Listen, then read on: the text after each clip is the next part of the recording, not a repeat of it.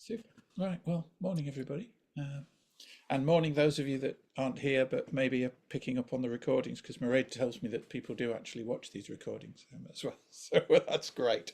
Um, I mean, just really updating on what we've been doing before. Give you a few ideas if you're maybe just following these and maybe not my newsletters, perhaps.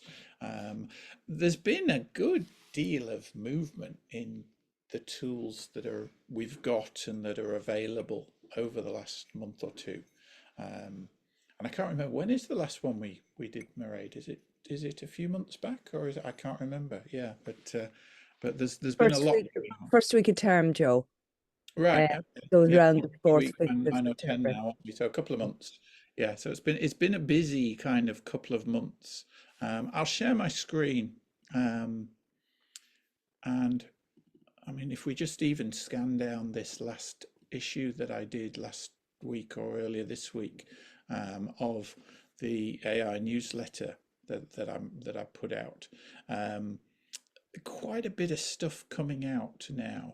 And what I'm seeing that's quite interesting, this first bit here, is about the European Parliament, and they have actually implemented the Claude AI system, looking at their Parliament archive. So they've made two and a bit million documents available for search using Claude. So there's a link here now to the Ask the Archives site.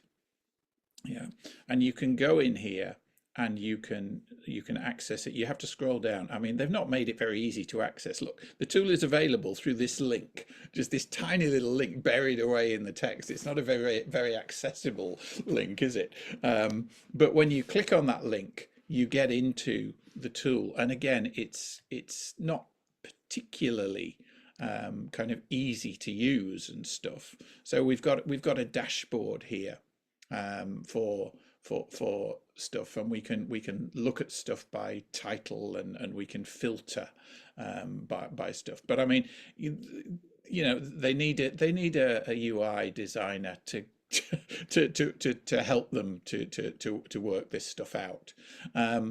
What I've done is I've just shown a screenshot here of the kind of the Ask the EP archive. So one of these screens allows you to query the archives. So I asked about most recent rules about the size of lorries in the EU, and it generated this query, and then it threw out 7 documents, which are all about the size of lorries and the regulations for them and stuff in the EU. This is kind of one of the first open kind of things that you can go and play with that I've seen, where AI is being applied to a huge data set, and allowing you to kind of query that data set. But it just shows that the tools that we have access to now are capable of doing this stuff, and are starting to be applied into this.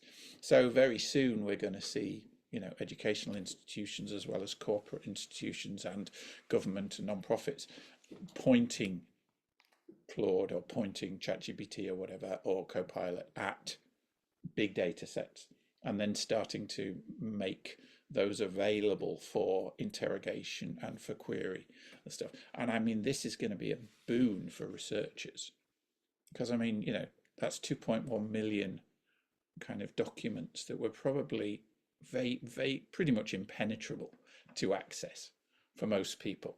Yeah, that now you can access with just a query.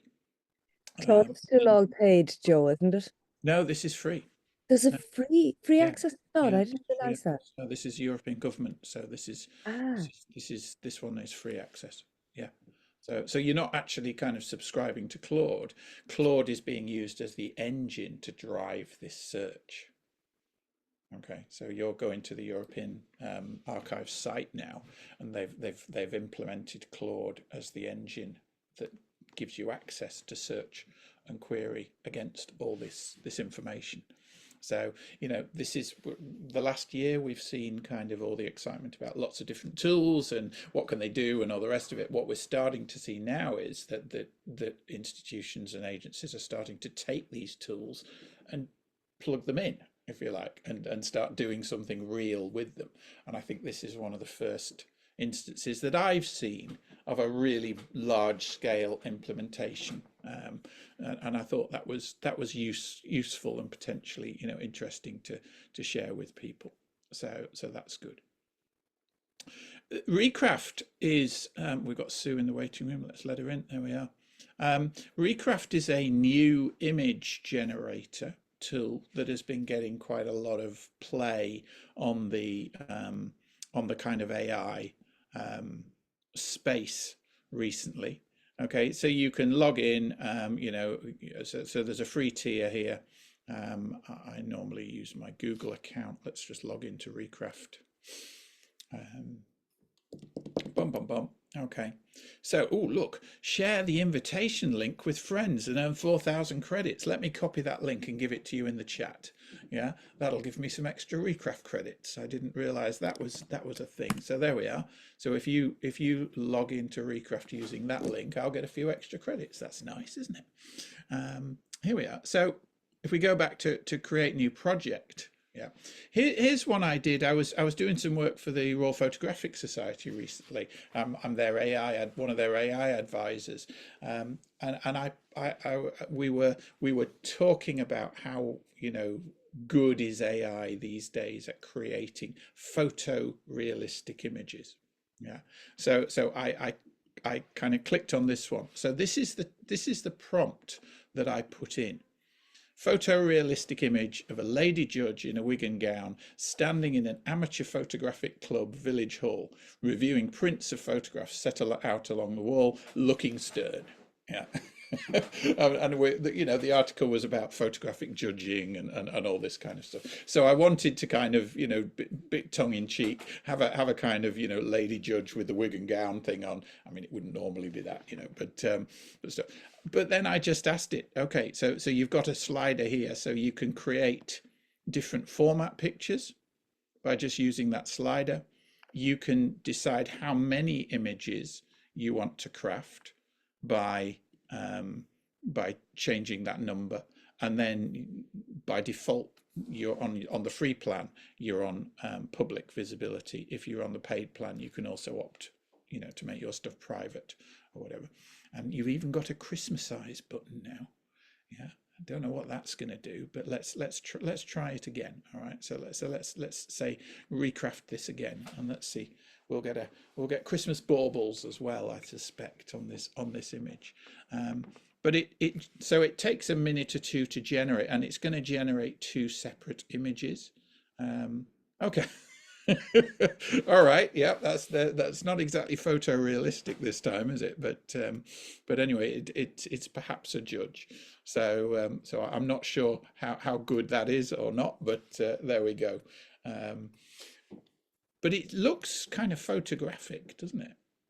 In terms of this could be a photo. The quality of the images that we're getting now, from the point of view of generating in a matter of seconds, in this case a photorealistic image, is getting pretty good. And we can then go in and we can start making fine tunes.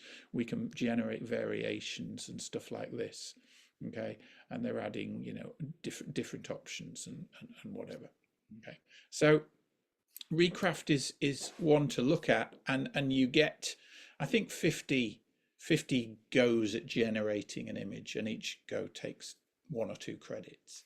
So there's a good tier on the free tier to play with here, but they're just getting started. So there's it's worth going and having a play.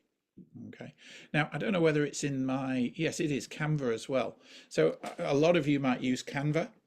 Yeah, Canva has just been updated, and they've included, they've bought out Leonardo.ai. Now I've been talking about Leonardo for a good year, 18 months. It's one of the better AI generators of images. um, and they've bought Leonardo, and they've now folded Leonardo into Canva.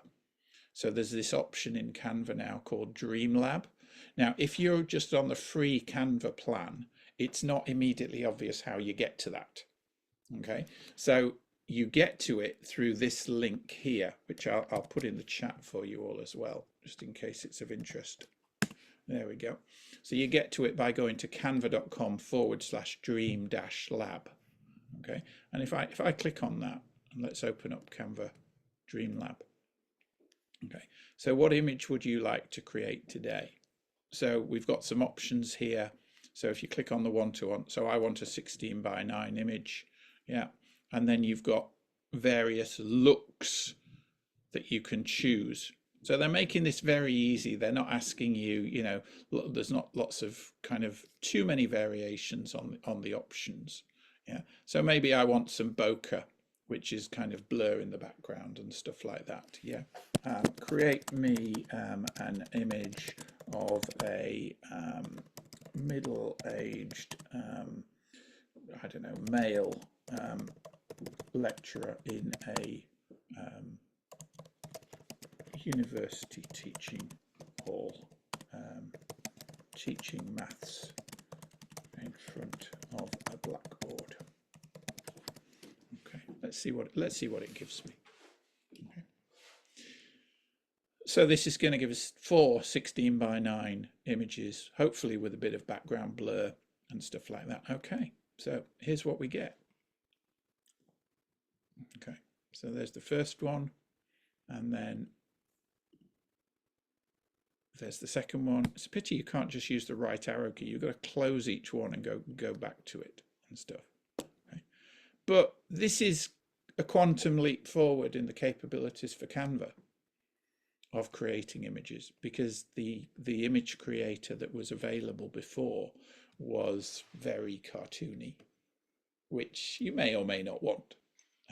Okay, so we've got you know, a real jump up forward in this, and if we want to use that now, we can download that. Okay, we can go in and edit it. We can use it in a Canva design. So we could include this in, you know, something else that we were doing. So very, very quick to do this. If you're on the paid version of Canva, Dreamlab now appears as a button on your left-hand toolbar. Okay, but if you're on the free version, you can still get to Dreamlab, but you have to actually type in the URL. There's no obvious way in the free version of getting to Dreamlab. Okay, so you know, if you're on the free version, you want to go and have a play with this, just keep that URL and just make a note of it or whatever. And it's in the last of my AI newsletters. I think it's 58 is the last one. Yeah, lots of new activity. So this is the link I'm using from that newsletter as well. I'll put that in the chat as well. There we are. Okay. So that'll get you to the newsletter with all this stuff in. Okay. Now, another thing that's in Canva, and this may be of interest to you as educators, but also to share with your students, is that they've released these work kits recently. So if we have a look at the teacher one, which is primarily at the moment aimed at primary teachers, but I'm sure that they're going to bring out, you know, further kits and stuff as well. Okay, but I thought this would be interesting, Mairead. Look at the first link there. I've just let the dog in. Okay. Producing a podcast. I did actually see one where it was a guide to AI producing the podcast. Yeah. Wow. So, you know, there's some stuff here. There's teacher-led direct instruction templates and stuff like that, and there's lots of them, so you can kind of move through and have a look at these templates for guided practice and independent practice learning, different kinds of learning, project-based learning and stuff. Now, some of these are aimed clearly at younger audiences, but you might be able to adjust them, you know, to suit older audiences. But then, you know, a lot of this stuff is very relevant to any of us as educators, even though it's specifically more aimed at, you know, primary school teachers. But I mean, I engage my students by having them make videos and things, and I have to, teach them about the story arc and stuff like that. So this is all pretty useful. Um, and then the teacher option, the university student option. So this is a workbook aimed at university students. Okay, so we've got, little courses now, because one of the things that Canva introduced last month was the ability to create basic courses in Canva. Okay, so it's like a little mini LMS. Okay, and then some templates and things about presenting work well, a thesis presentation, research sources tracker. Yeah, so you can track sources and stuff like that. So there's lots of tools here for students. Yeah, resumes, idea pitches, data visualizations, thought starters, all kinds of stuff here. Yeah. So again, this is the kind of thing that I tend to share with my students in a kind of tools and techniques session early on in a module. These are things that you could be aware of that might help you in your studies. So this is something maybe to be aware of. That's come out fairly recently, and some of this stuff is AI driven and some of it is just basic Canva, but it's all quite useful to people. Okay, so that's that. Have we played in Notebook LM in an earlier session? Have I showed you Google's Notebook LM? I don't think so. No, I'm seeing blank looks. I think you did it in the last one. I saw Briefly, that the last one, Arturo. Okay. I think you did it in the last one, very briefly. Yeah, yeah. It Right, was. well, let me just jump in just in case somebody missed it or whatever. And I also just want to show you a couple of things that they've kind of done and expanded this in. Okay. Now, Notebook LM is probably the single biggest AI at the moment that gives you a capability of uploading a lot of information and then interrogating it. Okay, so Claude and Perplexity will let you upload kind of 5 or 10 documents and interrogate those, but Notebook LM allows you. Willow, will you hush? The dog's barking at someone at the door. Just let me shut the dog down. Hush. Come in here.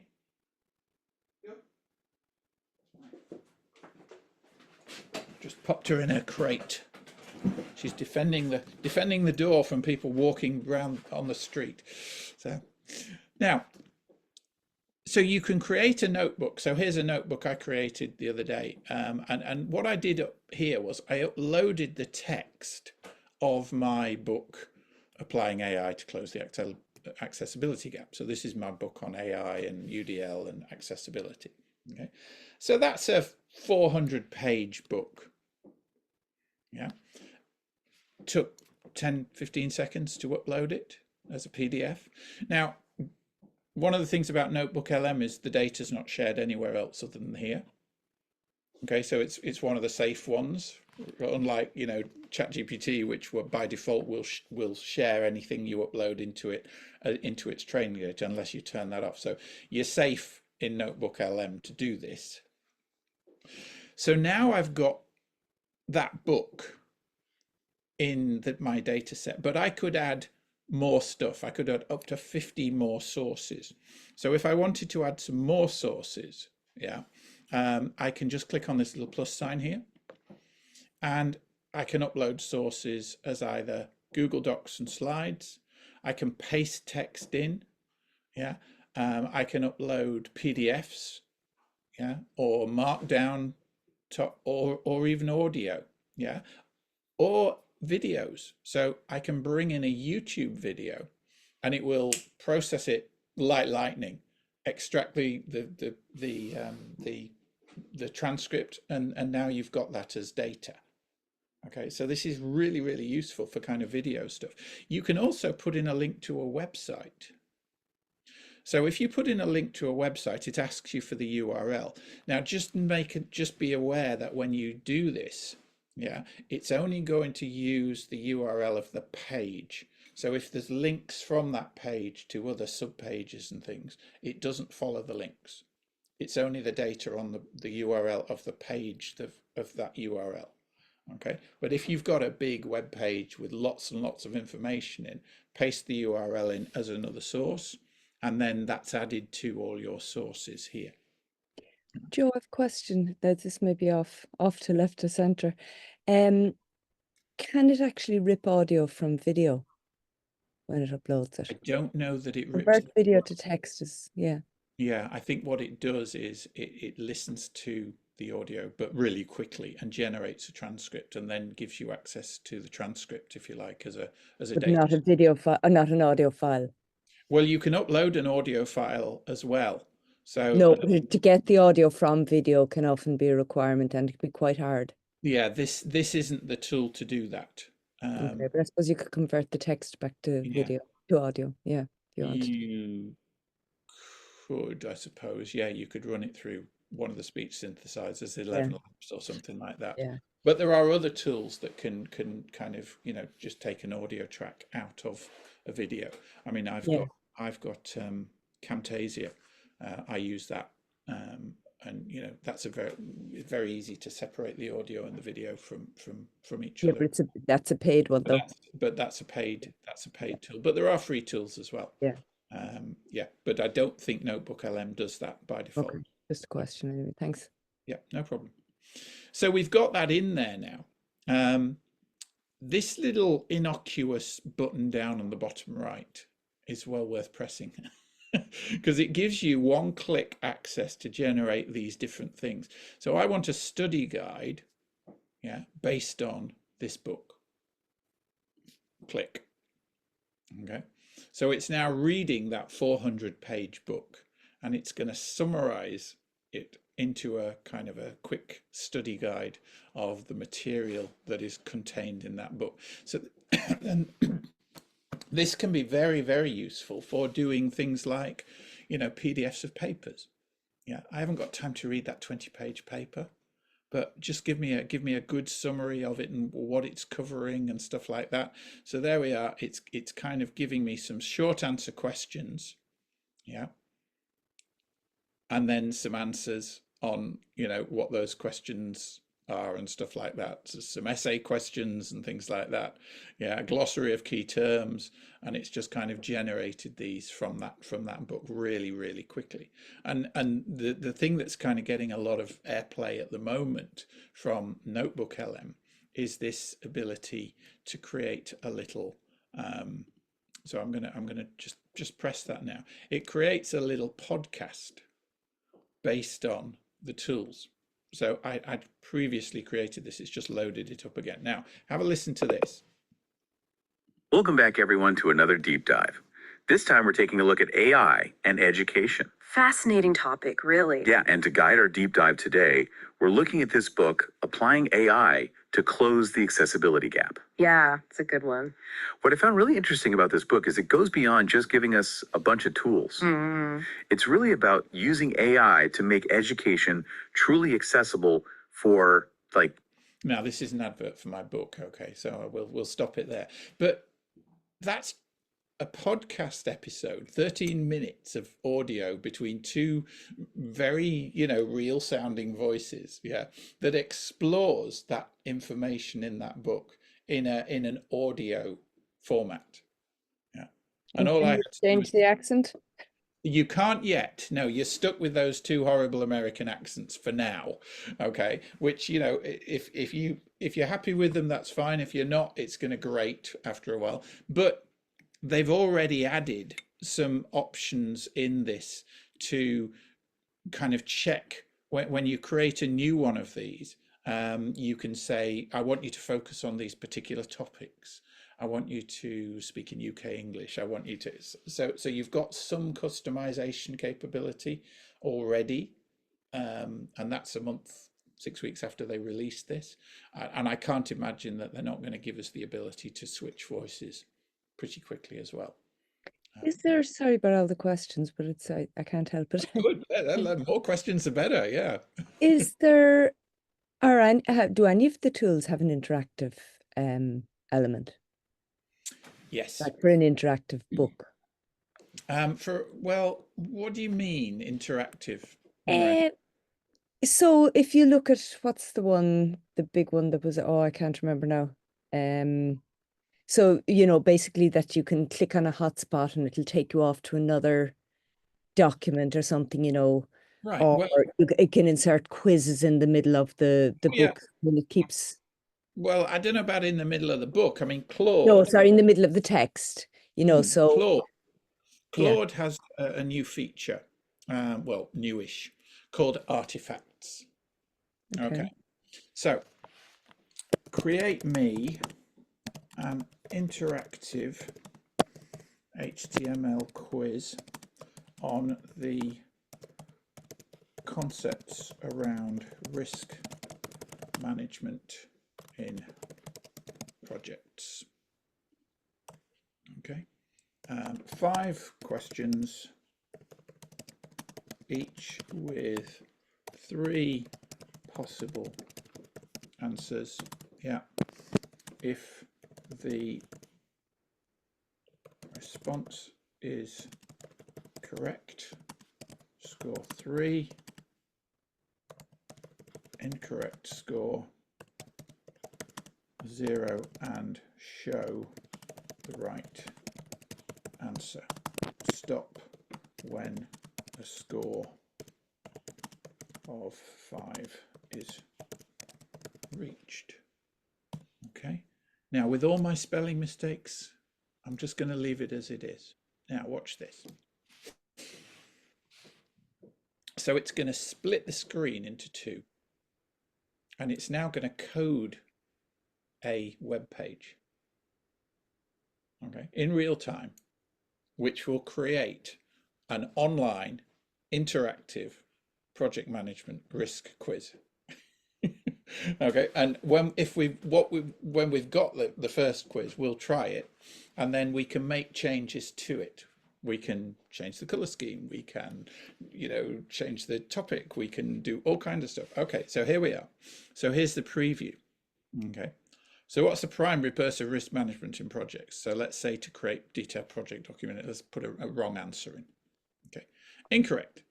Okay, so the correct answer was 2. Now it's gone too quick, hasn't it? So that's so that now. Let's try the next one. Incorrect. You see, it's gone straight over to the next one. Oh, I've got it wrong again. Okay, so yeah, I'm not very good here, am I? Yeah. Oh, I've got 3 points. Yeah, great.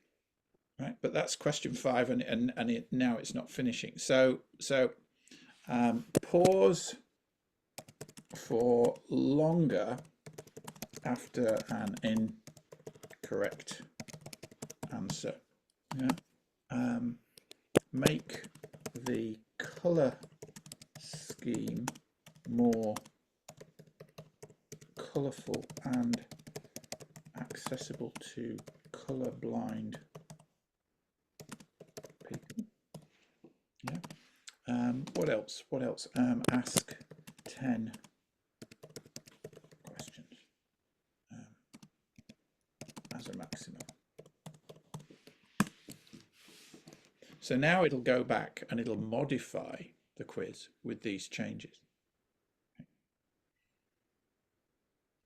And I know nothing, well, I do actually. I used to be a computer programmer, but I mean, not a long time ago in a galaxy far, far away. But this code is editable as well. So you can go in and you can edit this code yourself if you want to. And you can copy this code and you can put this straight into, into your browser or whatever as well. So, I mean, I can't type this fast. I don't know about you. But this is generating as a 10-question quiz now, with all those possible answers coded in and stuff.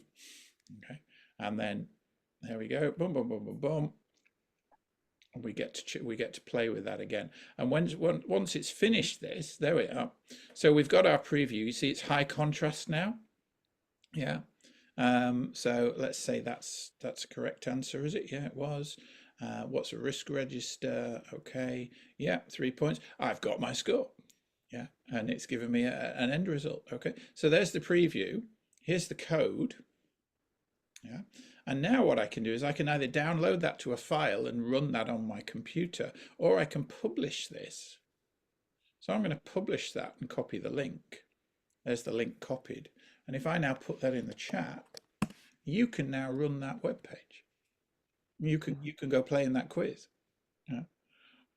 So this is a really, really interesting tool to maybe, Mairead, create some interactivity or whatever. And I mean, you can do this live in front of a class and get them to start engaging in a question or whatever. Yeah, well, that's the. Very. And presumably this is paid, Claude.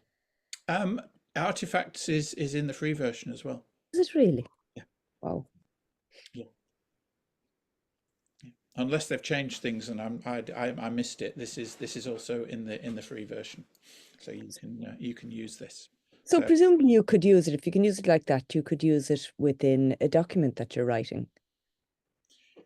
The only, if you can publish it. Well, yes. You could certainly link to it. So I mean, if I go to Word now. And fire up a new document. So there's Word, yeah. Link to my Claude quiz. So there's my link. Okay. So now I've got that in the Word document. I click on it and it generates. It's taking me to the Claude quiz. Okay. Yeah. So presumably you could link out to YouTube video. Absolutely. But yeah. getting back might be the problem sometimes, with those things, the built-in navigation. Maybe, but I mean, I don't know. I don't know whether, at the start of the quiz, link out to a YouTube video on explaining risk management. Yeah. So I presume you should put in the link, yeah. Can watch it. Yeah. So YouTube video. YouTube. Let's see. Let's just see, and let's just see whether it'll put that in as a change. Okay, so it's going to add a video section now with a recommended YouTube video on risk. So let's see whether it gives us a working link to a YouTube video that we can click on. And if we can get back. And then can we get back? Yeah. Well, I mean, I suspect when we click on the link, it'll just open it in a new tab. Yeah. So we could watch the video and then come back into the but you see, if it didn't, then you can keep on asking it until it does what you want it to do. Yeah. So it's very, very powerful, this stuff, isn't it? Yeah. Yeah, absolutely amazing. And this stuff can be published and watched. So here we are, look, risk management introduction. Yeah, there we go. So, right. So it's picked something that's blocked. The link isn't available for that one. Yeah, so, but I mean, if you gave it the link to something that's your own up in a playlist. This link. Yeah, exactly. And you could have a playlist up on YouTube that you want students to watch or whatever. So it's amazing. Or you kind of generate the basic web page that you want using Claude, and then you go in and start editing it manually and tweaking it with bits that you want in yourself or whatever, because that code, if we go and look at the top of that code, somewhere will be that link to the web page, and if we scroll down and looked for HTTPS or something, it would be there, that link. So we could probably tweak it without too much bother, depending on the code.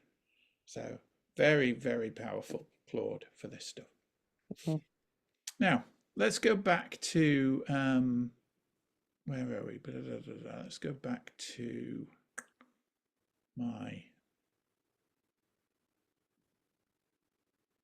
I don't know, too many links. I'll just open the newsletter up again because I'm just using this as my jumping off point today. Okay, so what else have I got to show you about? Cove.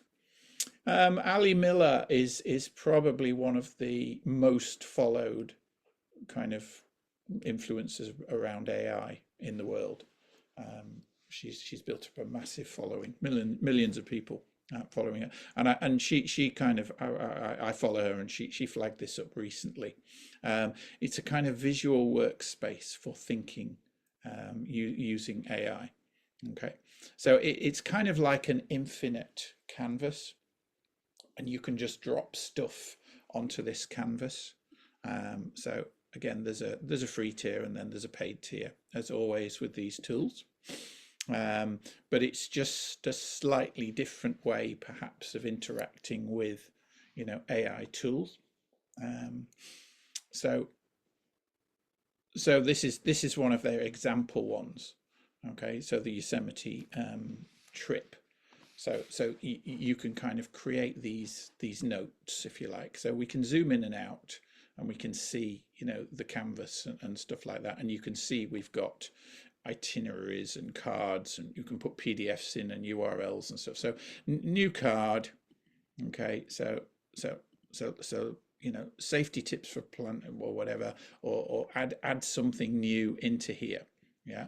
So I want a new card. So I drag this in, and now I can ask what I want in this card.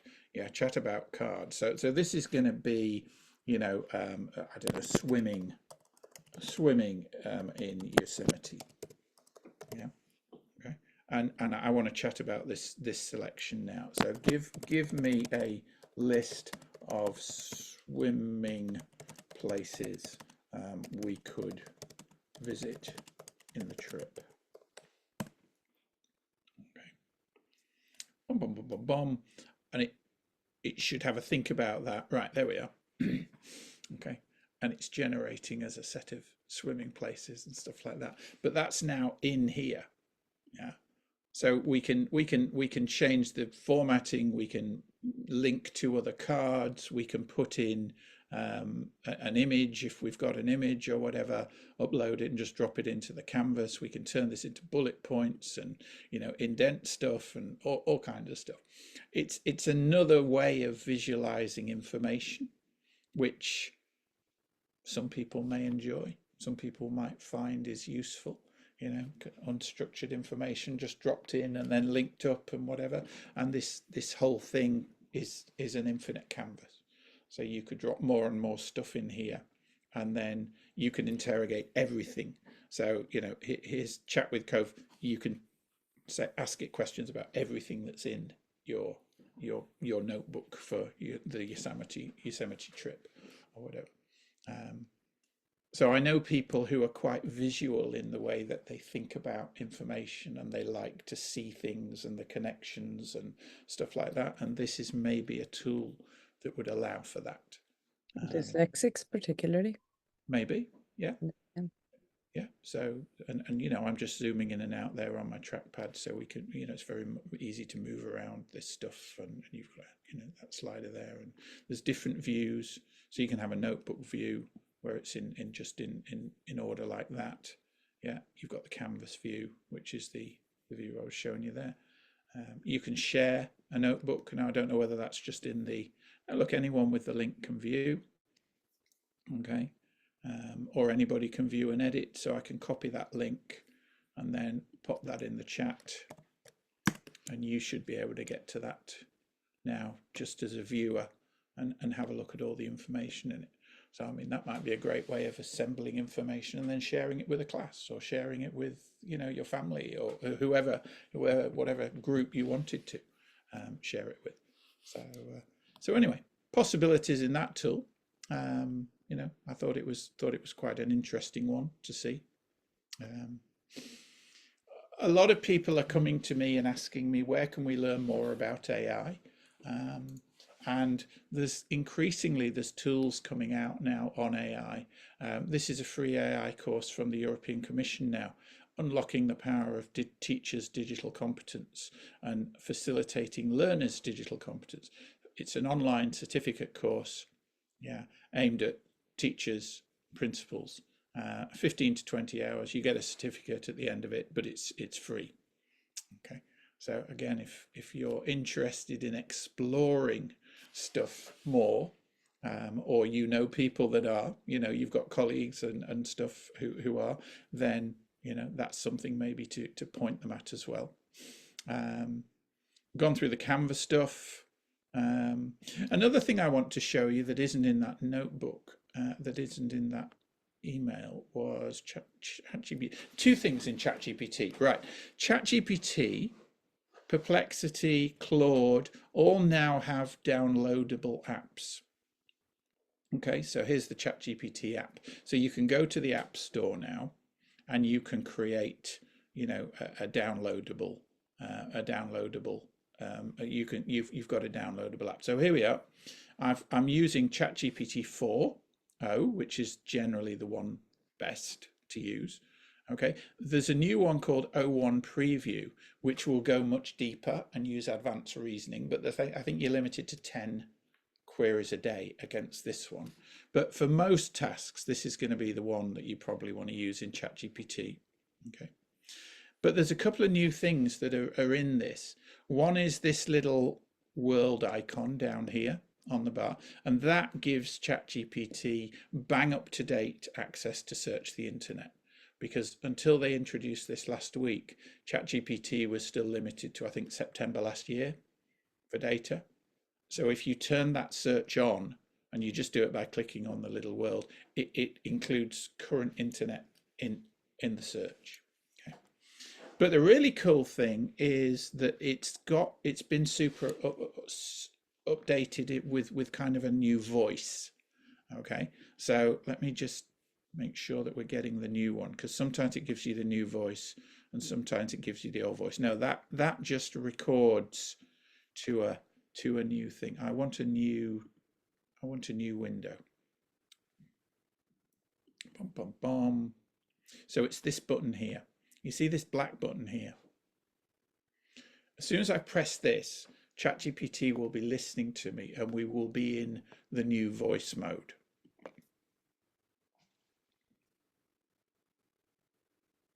Hi ChatGPT, tell me about the latest advances in artificial intelligence as it relates to the social sciences. Hi, Joe. Artificial intelligence has been making waves in the social sciences, enhancing research methods and offering new tools for analysis. Here are some... Can you tell me some of the new tools? Certainly. Here are some new AI tools making a splash in the social sciences. Natural language processing, NLP tools. These tools analyze NLP? Large volumes of text data. ChatGPT, what does NLP stand for? NLP stands for Natural Language Processing. It's a branch of AI that focuses on the interaction between computers and humans. How cool is that? So we've got zero latency conversations going on now with ChatGPT. We can interrupt it and it will, you know, take the interruption and continue the conversation. So this is quite a leap forward from the verbal interactions that we had previously. And as soon as it starts talking, yeah, you get the kind of transcript of what it was going to say available to you after 30 seconds or so in your normal ChatGPT windows. Yeah. So this is turning these tools now into far more of an interactive thought partner than we've ever had before. You don't have to necessarily sit and type in and, you know, think as fast as you type. You can just talk and you can interrupt and you can go down rabbit holes and stuff. And there's a number of different voices you can choose. You don't have to have, you know, an American voice or a British voice or whatever. I think this is going to change the game for a lot of people in the way that they interact with ChatGPT. I find this really useful for ideation because I can just ask questions and follow, you know, the conversation and whatever, and it seems to work really, really well. Thoughts? Thoughts on what I just showed you? Yeah. Yeah, I've got someone at the door. Give me 1 second while you're processing. Let me just oh, thank you, Danny. Okay, I think it was a delivery. Danny's picking it up. All right. What do you think of this, Sophie? and Mairead. Yeah, you're the only two people I can see on screen at the moment. So I mean, I would see that as a good research tool for students, yeah, or a good companion if they're into particular areas that they don't have a study companion, or yeah. whatever, that they can throw out questions, even if it's. Danny has just got a question for me. Is there someone at the door? No, it's what was dropped off at the door. It's the dehumidifier, and I cannot carry it. Oh, all right, okay. I better go and lift it. I'll just leave it outside the door a minute. I'll do it in 5 minutes. Okay. Super. Okay. So I Yeah, think I it mean, will help. it's a great tool, isn't it, for students? Yeah. And a lot of people, I mean, there's a lot of research done on the use of computers and AI for research and for consuming as well as kind of doing research. And a lot of people are moving towards podcasts, are moving towards audio, certainly for consuming information as opposed to reading, because they're on the train or they're on the bus or they're on the run or a walk or whatever. And, podcasts are becoming much more a thing. And I think now this tool, I mean, you can load this on the phone, and you've got an earbud in, you can be on your run or whatever, and you can just be talking to ChatGPT and asking questions and stuff. Do you see this as a useful tool, Sophie? You're nodding there. I can see the cogs whirring. Yeah, no, it's also, I mean, a shared space, so I don't want to annoy everyone. All But yeah, right, yeah. this is really interesting. Cool. Yeah. One of our students on one of the podcasts actually talked about not necessarily the verbal side of it, but how she'd used ChatGPT to do a review of a novel, because it just wasn't the subject area that appealed to her friends, so the conversation wouldn't go on. So she'd read a novel and she wanted, she knew it in depth, but she wanted to have the conversation, and she just didn't know anybody. So the way she put it was that, like, ChatGPT knew the content of the novel, so they were able to have an interesting conversation. Yeah. And I So mean, that it's would a be way a to great way test for a student to explore the novel, wouldn't it? Kind of Yeah. talk about the themes, for me. And, this character seems to develop, these characteristics, and, how does that link into the theory that we're learning about, or, whatever. Yeah, you can, I mean, I think using the AIs now as a thought partner is Yeah. something which is really coming up to the fore. I was doing the open AI course that the HEA have just started with Anna Schalk, just before I came on here, and one of the things that came up there was the use of AIs as a thought partner, and somebody had put into one of the group chats, when they put the students out into their groups to discuss things. Yeah, what they asked them to do now is include an AI as a sixth member of the group. Okay, so you've got your group discussion, but then add the AI in as another member of the group and get them to contribute to the discussion. And I mean, it's a really interesting way of involving the AI and making it part of the normal cycle of discussion. And I mean, I've done this with other teams as well. I've said, okay, use the AI to do De Bono's 6 thinking hats for you. Yeah. So get the AI to wear each of the hats and give you those multiple different thinking. So somebody's the critic, and somebody's the champion, and somebody's the devil's advocate, and whatever. So it can be very useful to use that. Maybe you've not got 6 people to wear all the hats. So you can say to ChatGPT, you wear the hats that we haven't got people for here, and give us these different perspectives and stuff like that. And that could be very, very useful as well. And I think another thing, which I would have done in the early days, but I actually heard students talking about it as well, is if you do have a subject area that you have an in-depth knowledge of, it's a great way of actually testing how good that AI is, because if you keep putting, interrogating with deeper and deeper questions, if you know the subject area, and if they can come back at you, yeah. So I've you could and feel I've more done that. confidence then. Yeah, I've done that in a couple of sessions where I've kind of started to quiz an AI in front of a class, okay, about a topic. And then as it's generated answers, I've deconstructed those answers for the class. And I've said, this is right, but this is wrong. Yeah, and let's follow this link. Oh, look, the link doesn't go anywhere. This is a hallucination. And it's a really good way, you know, when you're confident enough in your domain knowledge, if you like, to do that in front of, you know, a group, you can highlight the limitations, but also the benefits of, you know, the stuff that you're getting, because you still can't believe anything it tells you without checking. We will get there, but at the moment you've still got to check, and you've got to critically analyze what the AIs are giving you. Okay, now there was one more thing I wanted to show you in ChatGPT.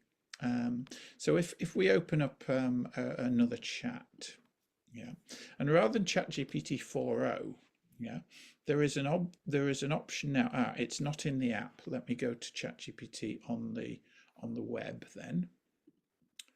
Boom, boom. Okay, so we'll open up ChatGPT here. Okay, now there's an option now called ChatGPT 4 with Canvas. Okay, I think that Canvas is only available in the paid tier. So this may not be available to you if you're on the free tier. I'm not sure. Okay, but ChatGPT 4 with Canvas. Now, what this does is when I ask it to do something, so write me a primer on UDL in 4th level teaching of business. Okay, it's going to split the screen. So we've got the prompt area on the left, but it's now writing me an article on the right. Okay, so there it is. Okay, and that's my primer on UDL. Okay, but what this is kind of an editable document, so I can now kind of put some stuff in here, yeah, or I can say, okay, right, so replace the XXX, with a discussion on I don't know, inclusion in the classroom.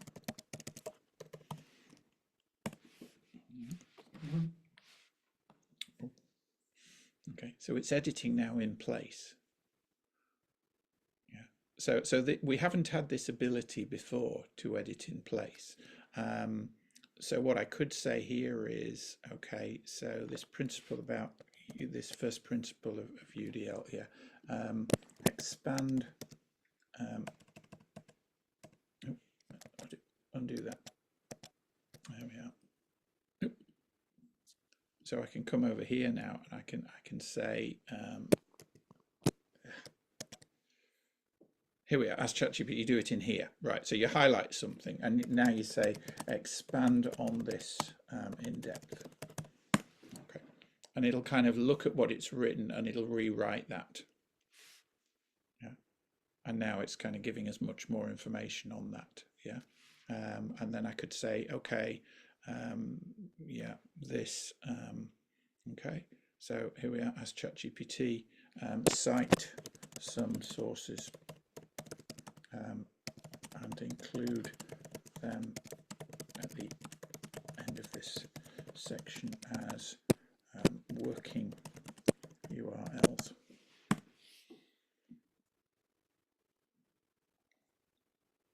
Now, is it going to do anything? No. That one's just ignoring me by the look of it. Or no, he's thinking. Look, you see that little thing there? It's thinking, right? So have we got any sources coming in? Don't know whether it did or not. So again, it's not perfect. It doesn't seem to have addressed that, or maybe it has. Yeah, look here, put it in on the left hand side. Okay, so there's some sources coming in now, references. There we are. So now I've got to just copy those and paste them into my document. Okay, stuff like that. So, you know, some new features coming in, but this is an editable document that you can then save out. So now I can save that whole document out, put it into Word, drop it into a web page or a Notion page or whatever. So, you know, this is something we haven't been able to do before. Generally, we've just had what the AI gave us as a response. Now we can actually craft it and update it and whatever. So you can do that directly in ChatGPT now with the Canvas option.